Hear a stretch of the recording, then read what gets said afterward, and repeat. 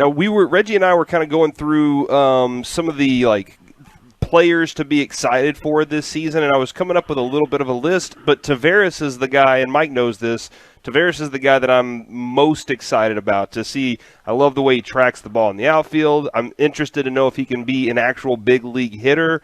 What are your thoughts on, A, exciting players, but B, Taveras? Well, let's just start with Leody. I mean, I think he showed quite a bit last year that he's not just a good major league center fielder. He probably is up there more toward the elite center fielders in the way he glides to the ball and the way that he positions himself and his ability.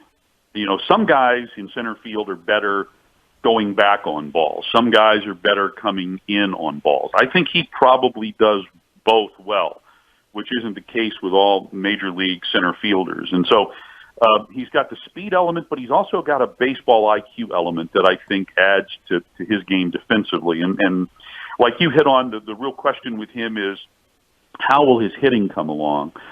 And we saw, I think, flashes of him being a real dynamic type leadoff hitter, a guy that, you know, could add some pop at the top of the lineup. He took a few swings that you say to yourself, man, this is a guy, maybe, you know, leadoff guy who, as he develops, might be a 15, 20 home run kind of guy. So that combined with his speed on the bases, he could be an extremely dynamic player at the top of the lineup for the Rangers. But, you know, will the hitting come along? I don't remember exactly what he hit last year, something 220, 225. And, you know, he struck out a lot. I want to say his strikeout rate was like 32, 33%. So I think that without losing that ability to drive the ball, he needs to probably do a better job of making more contact and swinging at better pitches. And I think that's where his development is right now. You know, in terms of other exciting players, there are a lot of young players that we are probably going to see at spring training, but we might not see during the regular season. And we're doing so many Zooms right now. I don't remember if it was yesterday or 2 days ago, but Josh Young was had a session with the media, and I was just blown away by his intelligence, his baseball IQ, his ability to communicate.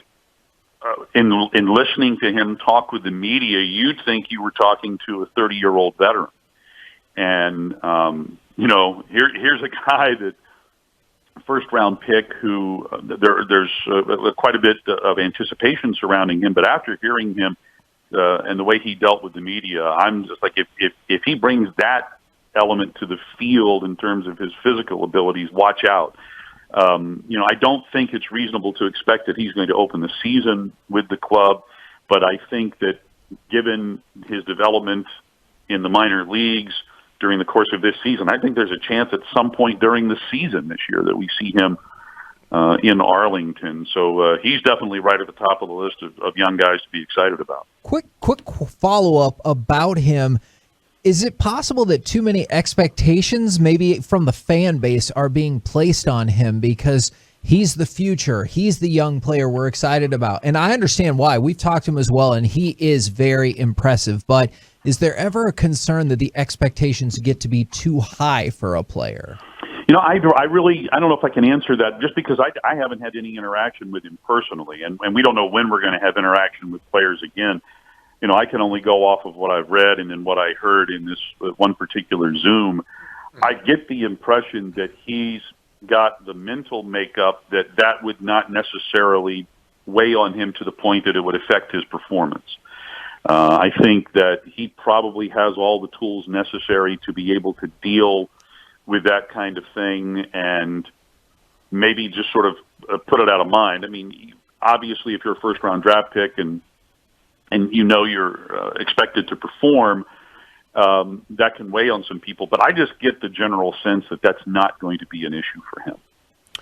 Hicksy, when it comes to the pitching staff, I know there's a lot of things up in the air. The main guy they got for Lance Lynn is Dane Dunning. There's a lot of expectations on him. In fact, going into Baseball Nuggets, I'll tease this. He is a candidate for Rookie of the Year from MLB.com. How much do you know about Dane Dunning and what he can and can't do? Not much, again, other than the fact that I participated in a Zoom with him, and he, like Josh Young, very impressive. I think much more maturity than his age. And then you take a look at his big league experience. It was 7 starts last year for the White Sox. And so I think he falls into the category of a young guy who certainly could break camp in the starting rotation, whether that's a 5-man rotation or a 6-man rotation. But they're going to watch his innings during the course of the year. And he's, I don't want to give a number as to where he would slot into the rotation, but I think as time goes on, he could end up being sort of a 2 or a 3 in the rotation. And whether or not that develops this year, who knows? But, taking a look at what he did with the White Sox last year, he did have some success. So I think that, he could end up being a very solid member of this rotation. The question this year is how many innings can he give the ball club, and how are they going to manage this? And that's something that you can say for just about everybody that's either in the rotation or coming out of the bullpen.